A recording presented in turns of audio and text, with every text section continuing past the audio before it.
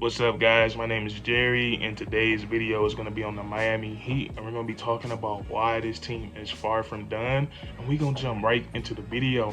Now, first things first, the Miami Heat, they must be held accountable for the way that they've been playing over the last 4 games. They're on the 4-game losing streak, and over this losing streak, we just don't see the Miami Heat playing with that same tenacity, that same high energy we've seen them play with all season long, and they seem a bit lackadaisical. And it all started against the 76ers with Embiid and Harden out. The Miami Heat probably thought they were going to have an easy win, and then Tyrese Maxey ended up going off, and the 76ers ended up winning. But the real story of this losing streak is the confrontation between Eric Spoelstra, Jimmy Butler, and Udonis Haslem. And this happened against the Golden State Warriors with no Klay Thompson, no Draymond Green, no Curry, and it was tied up at halftime, and Golden State came out and they went on a big run, and then the timeout happened and we saw the confrontation. And me personally, I would say the only bad thing about this confrontation is that it happened during the game on the court to where the whole world would see.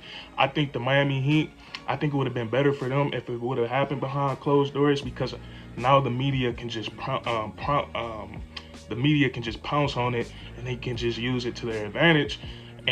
But other than that, I would say it was a good thing for the Miami Heat. And if you know Pat Riley, he probably loves something like that, because I think what Eric Spoelstra was trying to do was he was trying to light a fire under his best player. He was trying to light a fire under Jimmy Butler, and we know Jimmy Butler is a very emotional guy and he hates to lose. So I feel like that confrontation is going to help the Miami Heat going forward. I think we're going to see a more aggressive Jimmy Butler, and I think we're going to see Jimmy Butler asserting himself at moving forward for the Miami Heat, because the Miami Heat are a much better team when Jimmy Butler is being aggressive and looking for his shot. So that's that. So they're on the 4-game losing streak, and a lot of people are questioning whether the Miami Heat are still contenders or not. And I say they are definitely still contenders, and there's multiple factors for that.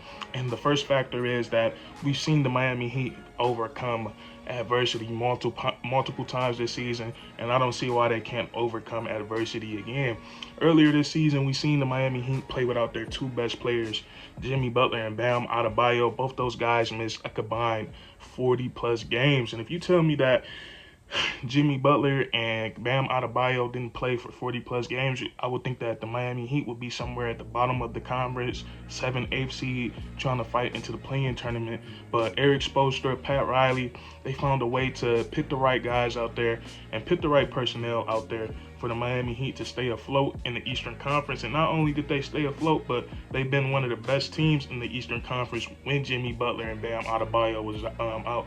And not only that, it's been times where Kyle Lowry, when he's been out due to personal reasons, and then also the whole NBA, the Miami Heat was a team that got hit by the COVID bug, and that was a blessing and a curse for the Miami Heat. Of course, we don't want no players missing time due to COVID, but for the Miami Heat, they found so many diamonds in the rough. We've seen multiple guys take advantage of the time that they got on the court. Guys like Caleb Martin, Max Strus, Gabe Vincent, Omer Year7, all these guys took advantage of their playing time on the court. And Gabe Vincent, Caleb Martin, and Max Strus, those guys were 2-way G League players, and now they have full-time NBA contracts. So they proved that they're valuable players on this team, and that the Miami Heat proved that they could overcome adversity. And I feel like that's the biggest step. And when it comes to winning a championship, can you find a way to win when things aren't going your way? And the Miami Heat has shown that. So I think they're gonna have the ability to bounce back. So that's one factor. I think another important factor is that the Miami Heat, they brought championship pedigree, they brought championship experience to the team this season. They brought in Kyle Lowry, and I feel like Kyle Lowry is going to be one of the X factors for the Miami Heat. And Kyle Lowry won the championship in 2019 with the Toronto Raptors. Sometimes this season we've seen him be a bit passive, and when Kyle Lowry, when he takes his perimeter shots and when he bees aggressive, the Miami Heat are going to be a better offense. And also when he's more aggressive and he's taking and hitting his perimeter shots, the pick and roll with him and Bam Adebayo is going to be a lot more fluid and a lot more dangerous. So Kyle Lowry, I expect him to be aggressive moving forward, and the Miami Heat brought him here for a reason. He's going to be a great leader in the locker room, and he's also going to be a great leader in the court, and especially when it comes to the playoffs. We got to remember, Kyle Lowry is at a point in his career where he only wants to win championships, and I feel like once the playoffs start, we're going to see him kicking into a different gear. So expect Kyle Lowry to play better with the playoffs coming up. And then also another guy that the Miami Heat brought in with playoff experience is PJ Tucker. And I feel like PJ Tucker is one of the best players in the NBA, even though he's not flashy with it. He doesn't make all-star games, but I feel like he's still, any championship, any contending team would love to have PJ Tucker in their starting lineup. But he just brings so much to the game with his ability to guard 1 through 5.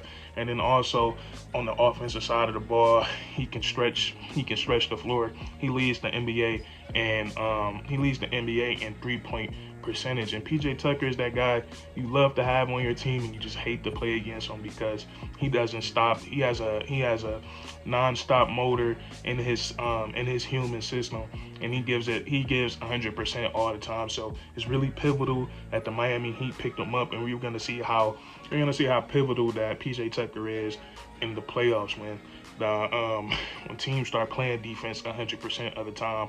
And then also, the Miami Heat have Jimmy Butler, and I know a lot of people question whether Jimmy Butler is that guy or whether he can be that guy. But we already seen Jimmy Butler be that guy. We seen him be the best player on the team that got to the NBA Finals. We seen it in 2020, and he had himself a pretty decent series. In the NBA Finals, playing against LeBron James. He notched a crazy triple-double that series.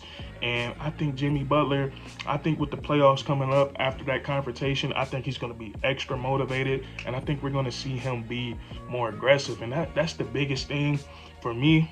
At least I can speak for myself with Jimmy Butler, is sometimes that he can be a little bit passive. He doesn't take his shots, or he's not aggressive when it comes to trying to score the ball. But when Jimmy Butler is in that mode, when he's thinking to himself that nobody can stop him, he's one of the most dangerous players in the NBA.